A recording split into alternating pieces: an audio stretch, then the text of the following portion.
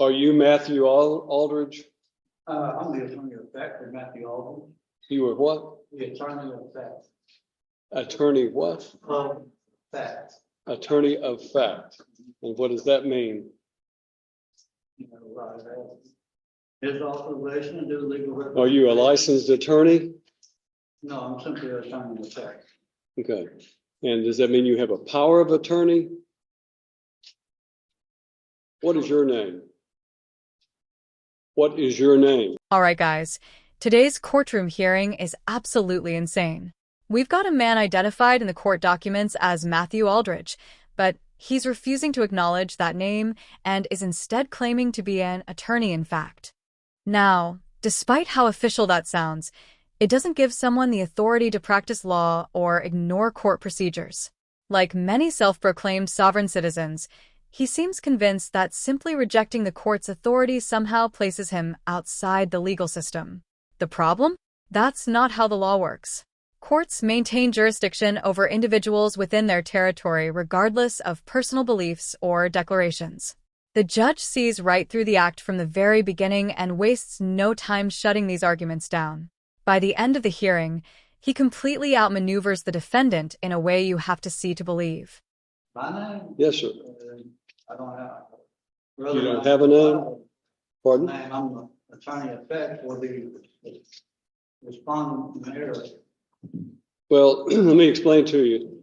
Only an attorney at law can stand in court and represent a criminal defendant.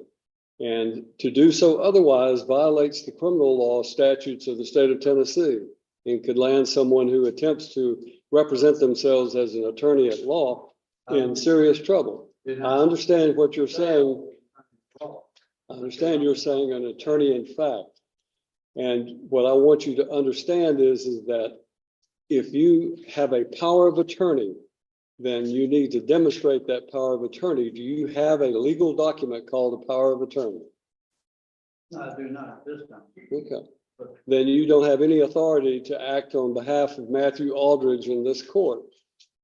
You have no legal authority, nor do you have any authority through a legal document to represent or to act on behalf of Matthew Aldridge. Why don't we court just let me file this document? Show it to the bailiff and he'll show it to me. Apparently there's a copy here.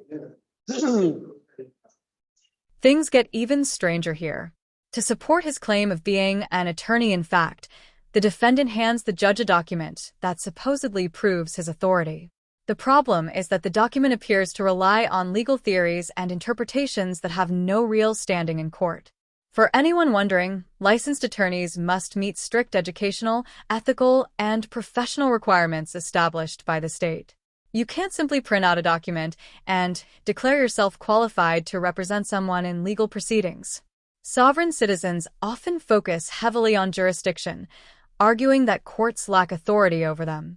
However, courts operate under established legal principles, statutes, and constitutional authority, not personal interpretations or self-created legal theories. The judge clearly recognizes what's happening and refuses to entertain the argument for even a moment. Seriously, does it feel like these cases are becoming more common, or do they just stand out because they're so bizarre? Let me know what you think. All right. Well, I find that Matthew Neal Aldridge has failed to appear personally in this court for the plea day on his case, which is set for trial tomorrow. And as a result, you have no standing, sir, under what I know what you're trying to do is to try to use the sovereign citizen approach to this situation. And I'm simply telling you that you do not have the right to represent Matthew Neal Aldridge. If you are, in fact, Matthew Neal Aldridge, then you need to say so and stop this nonsense, because what you're attempting to do has no legal effect. You cannot challenge the criminal law or the jurisdiction of this court by simply filing some legal mumbo jumbo having to do with civil litigation. That has civil litigation in it. It is not a criminal case that you have cited. So it has no effect on this court regarding the criminal statutes of this court. This court is empowered under the Constitution of the United States of America and the Constitution of the state of Tennessee and by the duly elected citizens of Cheatham County to empower and enforce the laws of the state of Tennessee. And that is what I'm going to do regarding Matthew Lynn Aldridge. Mr. Aldridge is set for today to appear in court personally on what we call our last plea day before his trial date tomorrow. Question. Is that an Article 3 trial? To what? Will that be an Article 3 trial? A trial by jury with jury? It would be a trial by jury, certainly it would be. But I don't know who you are. And I don't think you have any authority if you are not Matthew Lynn Aldridge to appear before this court. And you're wasting valuable time to all of these other citizens who are here today. So when I'm talking, you stop talking. No, you will when I'm finished talking. You are wasting the court's time by doing this. And I'm just simply instructing you that if you are in fact Matthew Lynn Aldridge, then this is your last day to settle your case. The trial date is set for tomorrow, and unfortunately, it will not go forward because of the fact that I have a conflict and I have to be in Stewart County on a civil matter. So we're going to assign a new trial date for Matthew Lynn Aldridge. All right, to Matthew Aldridge and the individual standing before me whose name must not be uttered. This judge handles the entire situation like a seasoned professional. He remains calm, collected, and in complete control while systematically dismantling every argument presented to him. The defendant barely gets through his attorney-in-fact claims before the judge begins picking apart the reasoning behind them. You can tell immediately that this isn't the judge's first encounter with these types of arguments. He knows exactly where the conversation is headed and addresses each point with confidence and precision. One of the funniest moments comes when the judge responds to the defendant's refusal to acknowledge his own name. It's not often you see judges show much personality during proceedings, but this exchange definitely stands out.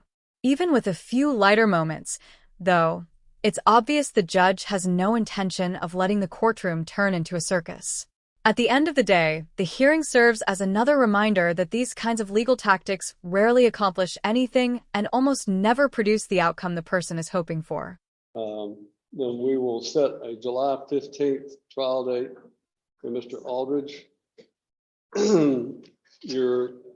Whatever this document is that you have filed is in fact invalid because it does not cite any valid criminal statute, and therefore I'm denying whatever that might be in the way of a motion. The trial date will be July 15th. The last day for Mr. Aldridge to enter a plea or go to trial will be July the 8th. July the 8th. Now, we're going to give you a card. If you are in fact Matthew Aldridge and you're just playing games with the court regarding this nonsense that you filed, then you may get this card and you may go on about your business. If you are not Matthew Aldridge, then I would suggest to you, you relay to Mr. Aldridge that he must appear on July the 8th, or a bond revocation will take place, and his case will be will take place with him in jail, incarcerated on the 15th. That's the judgment of the court. You need to take your piece of paper and go on about your business. Sovereign citizen arguments continue to be some of the most unusual claims seen in courtrooms across the country. Supporters of the movement often believe they can exempt themselves from laws by rejecting government authority or relying on their own interpretations of legal concepts. Many reference topics like common law, constitutional provisions, or the Uniform Commercial Code, UCC, often applying them in ways that courts have repeatedly rejected. Meanwhile, the legal system operates under federal, state, and local laws that have been developed and interpreted through decades, sometimes centuries, of legislation and court decisions. As a result, these arguments almost always fail when challenged in court. Judges encounter them regularly and are generally familiar with the claims long before the hearing even begins. What makes these cases so fascinating is that the people making these arguments often seem genuinely convinced they've discovered a hidden legal loophole. Yet time and time again, the result is the same. The court rejects the claims, proceedings continue, and the individual gains nothing from the effort. Whether it comes from distrust of government, misinformation, or a desire to challenge authority, these courtroom confrontations never fail to create memorable moments. But if there's one lesson to take away from hearings like this, it's that the legal system isn't bypassed through clever wording or homemade legal theories. Anyway, that wraps up today's breakdown. If you enjoyed the video, be sure to like, subscribe, and let me know your thoughts on these sovereign citizen courtroom cases in the comments below. Thanks for watching, and I'll see you in the next one.